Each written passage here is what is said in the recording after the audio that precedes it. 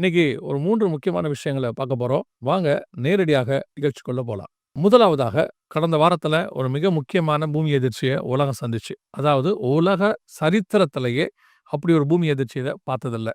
இதுவரைக்கும் 5 தடவ தான் அந்த மாரி நடந்திருக்கு. முதலாவது 1952ல ரஷ்யாவுல நடந்திருக்கு. அதற்கு பிறகு 1960ல சிலில நடந்திருக்கு. 1964ல அலாஸ்கா, 2004ல சுமத்ரா, 2011ல ஜப்பான்.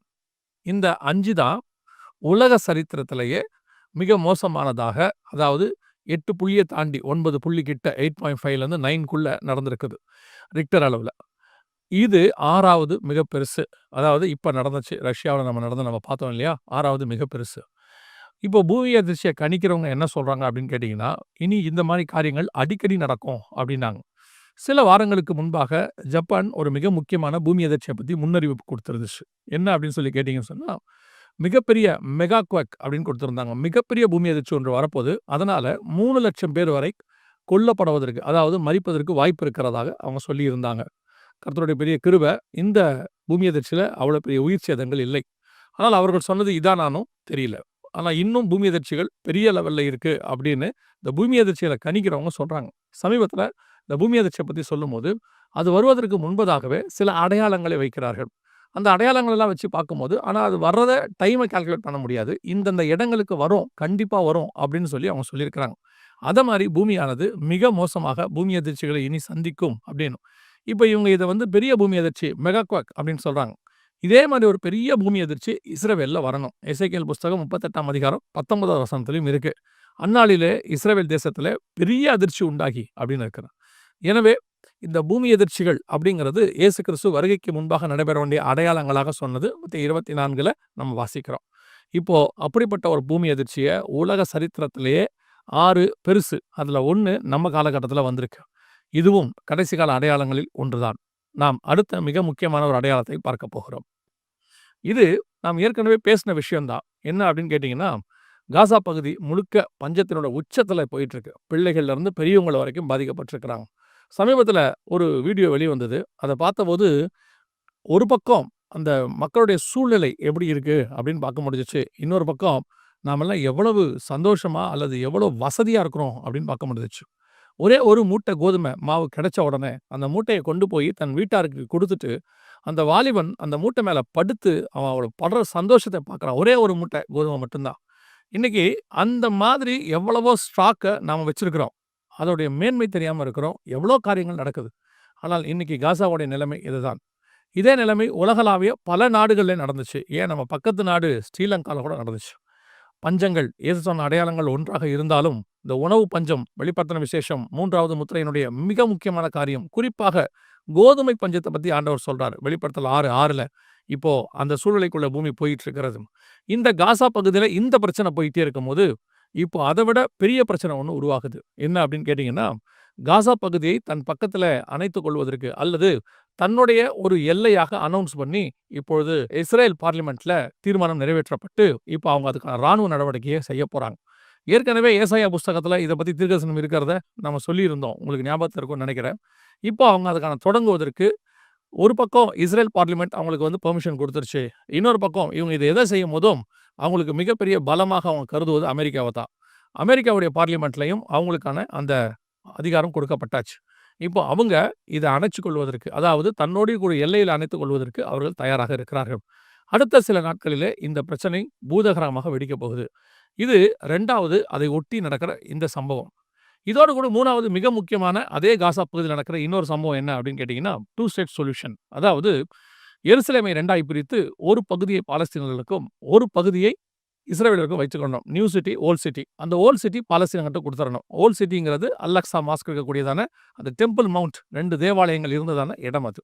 அதை அவங்க கையில ஒப்படைக்கணும் அப்படிங்கிறது தான் தீர்மானம். இத ஏன் நம்ம இப்ப சொல்றோம் அப்படின்னு கேட்டீங்கன்னா, இந்த வாரம் இந்த நேற்று வரை எடுப்பதற்கு முன்பதாக 147 நாடுகள் உலகத்துல ஏறக்குறைய ஒரு 185லிருந்து 190 நாடுகள் ஐநால ரெஜிஸ்டரா இருக்கு. அதுல 147 நாடுகள், இப்ப நாங்க இந்த வீடியோவ எடுத்துட்டு இருக்கிற வரைக்கும் சொல்றேன். 147 நாடுகள் 2 ஸ்டேட் சொல்யூஷனுக்கு ஒத்துக்கிட்டாங்க. இதுல ஆச்சரியம் என்னன்னா, கனடா, யுகே, பிரான்ஸ் போன்ற எல்லா நாடுகள், அதோடு கூட அரபு நாடுகள் எல்லாமே சேர்ந்து சொல்லியிருக்கிறாங்க. இதோடு கூட மிக முக்கியமாக வேட்டிக்கனும் இதற்கு ஆதரவு கொடுத்திருக்கிறார். ஸோ இவங்க எல்லாம் சேர்ந்து வருகிற செப்டம்பர் மாசத்துக்குள்ள ஒரு தீர்மானத்தை ஐநா சபையில கொண்டு வந்து இந்த எருசலேமை 2ஆக பிரிக்க வேண்டும். பிரித்து ஒன்று இஸ்ரவேலிலும், ஒன்று பாலஸ்தீன கையிலும் கொடுக்க வேண்டும். இதுதான் நிரந்தர தீர்வுக்கு காரணமாக இருக்கும் அப்படின்னு சொல்றாங்க. இது நடக்குமா அப்படின்னு கேட்டீங்கன்னா, இப்படி ஒரு சம்பவம் நடக்கும். அதாவது எருசலேமை பிரிக்க சொல்லி எல்லாரும் ஒண்ணா கூடுவாங்க. சகரியா 12 3 முதல் 6 வசனத்துல இருக்கு. பூமியில் உள்ளவர்கள் ஏகமாய் கூடி எருசலேமை பாரமான கல்லாக்குவேன் அப்படின்லாம் கர்த்தர் சொல்லியிருக்கிறாரு. 3 முதல் 6 வசனத்துல இருக்கு. ஆனா நடக்குமான்னு கேட்டீங்கன்னா, நடக்க வாய்ப்பே இல்ல. ஏன் அப்படின்னா, இது ஒரு மிகப்பெரிய யுத்தத்துக்கு தான் வழிவகுக்க போகுது.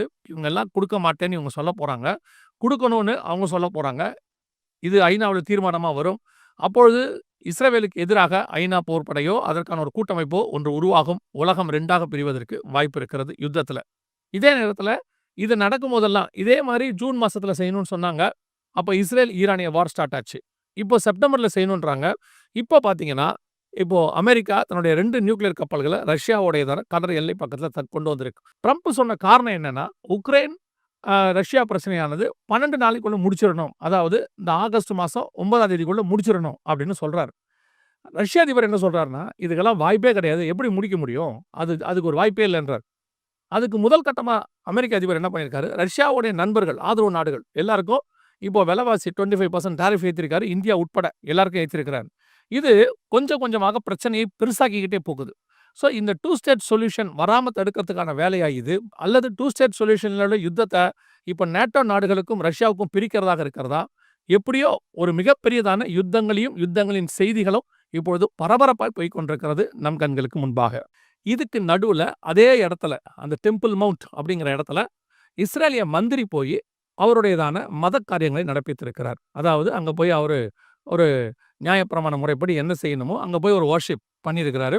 இது இப்போ பெரிய இஷ்யூவா மாறிடுச்சு. என்ன அப்படின்னு கேட்டீங்கன்னு சொன்னா, கத்தார்ல இருந்து எல்லா நாடுகளும் அது ஒரு சென்சிட்டிவான ஏரியா. அதுவும் அது வந்து பாலஸ்தீனர்களுக்கு கொடுக்கணும்னு சொல்லப்படுகிற ஏரியா. அந்த ஏரியாவுக்கு இவர் ஏன் போனாரு அப்படின்னு சொல்றாங்க. அவர் என்ன சொல்றாரு, "we are ready to build the 3rd temple." இன்னும் சொல்லப்போனா இந்த 3வது தேவாலயத்தை கட்டுவதற்கான மிக முக்கியமான அமைப்பு அப்படின்னு கேட்டீங்கன்னா டெம்பிள் இன்ஸ்டிடியூட். அவங்க என்ன அனௌன்ஸ் பண்ணியிருக்காங்க, 3வது தேவாலயம் கட்டுவதற்கான வேலை ஆரம்பிக்கப்படுகிறது. "We are ready to build the 3rd temple." அப்படின்னு அனௌன்ஸ் பண்ணியிருக்கிறாங்க. ஸோ மத்திய கிழக்கு நாடுகள் இஸ்ரேலை மையமாய் வைத்து மிகப்பெரியதான பரபரப்பான சம்பவங்கள், யுத்தங்களும், யுத்தங்களின் செய்திகளும் நம் கண்களுக்கு முன்பாக நடைபெற்றுக் கொண்டிருக்கிறது. ஒரு மிக முக்கியமான, சுவாரஸ்யமான அப்படின்னு சொல்லலாம். இல்ல கொஞ்சம் ஆபத்தான அப்படின்னு சொல்லலாம். ஒரு விஷயத்தை தான் கடைசியாய் நாம் பார்க்க போகிறோம். வெளிப்படுத்தின விசேஷம் 6ஆம் அதிகாரம் 15வது வசனத்துல வசனம் இப்படி சொல்லுகிறது, "பூமியின் ராஜாக்களும், பெரியோர்களும், ஐஸ்வர்யவான்களும், சேனைத் தலைவர்களும், பலவான்களும், அடிமைகள் யாவரும், சுயாதீனர் யாவரும் பர்வதங்களின் குகைகளிலும் கன்மலையிலும் ஒளிந்து கொள்வார்கள்." அப்படின்னு இருக்கு. இதே காரியத்தை நீங்க ஓசியாவின் புஸ்தகம் 10ஆம் அதிகாரம் 8வது வசனத்துல வாசிக்கலாம்.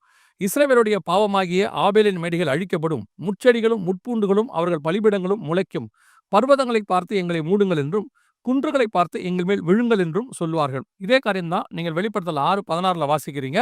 "பர்வதங்களையும் கன்மலைகளையும் நோக்கி நீங்கள் எங்கள் மேல் விழுந்து சிங்காசனத்தில் வீற்றுக்களுடைய முகத்திற்கும் ஆட்டுக்குட்டியானுடைய கோபத்திற்கும் எங்களை மறைத்துக் கொள்ளுங்கள்." சேம் விஷயம். இதே விஷயம் 2ஆம் அதிகாரம் ஏசாயாவிலும் இருக்கும்.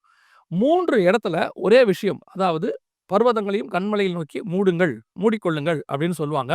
அதே நேரத்துல பூமியின் ராஜாக்கள், பெரியோர்கள், ஐஸ்வர்யவான்கள், சேனைத் தலைவர்கள், பலவான்கள் இவர்கள் யாவரும் என்ன பண்ணுவாங்களாம், போய் கன்மலையிலும் அந்த மலைகளுக்கு அடியிலையும் குகைகளிலும் ஒளிந்து கொள்வார்கள் அப்படின்னு இருக்கு. இதை ஏன் நம்ம இந்த வசனத்தை இப்ப பார்க்கிறோம் அப்படின்னு கேட்டீங்கன்னா, இப்போ ஒரு தனியார் பத்திரிகையில இந்த மாசம் 3ஆம் தேதி, ஆகஸ்ட் மாசம் 3ஆம் தேதி வந்ததான ஒரு செய்தி. நான் ஆங்கிலத்துல இருக்கு, அதை வாசிக்கிறேன். அப்புறம் நான் தமிழ்ல சொல்றேன்.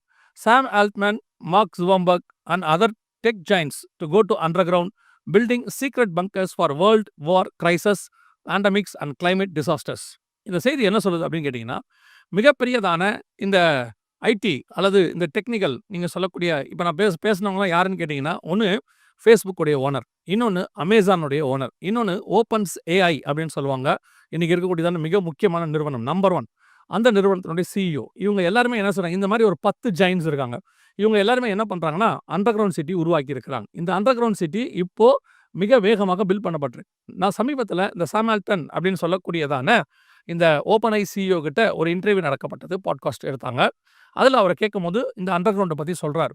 இந்த அண்டர் கிரவுண்ட் எதுக்காக அப்படின்னு சொல்லிட்டு அவர் ஒவ்வொரு காரணமாக சொல்றார். முதலாவதாக பூமியினுடையதான இன்ஸ்டெபிலிட்டி, ஜியோ பொலிட்டிக்கல் இன்ஸ்டெபிலிட்டி அப்படின்னு சொல்றார். அப்படின்னா என்ன அர்த்தம் அப்படின்னு கேட்டீங்கன்னா, பூமியில ஏற்படக்கூடியதான இந்த பொலிட்டிக்கல் உலகத்தில் நடக்கக்கூடிய சம்பவங்களுடையதான மிக முக்கியமான காரியங்கள். அதாவது இந்த யுத்தங்கள், வேர்ல்டு வார் இந்த மாதிரிலாம் வருது.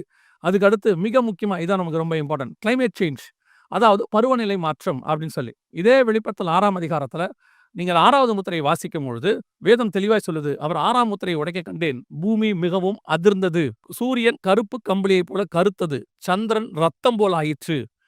அடுத்த வசனம் அங்க சொல்லுது, பெருங்காற்றில் அசைக்கப்படும் போது வானத்து நட்சத்திரங்கள் பூமியில் விழுகிறது போல வந்து விழுந்தது.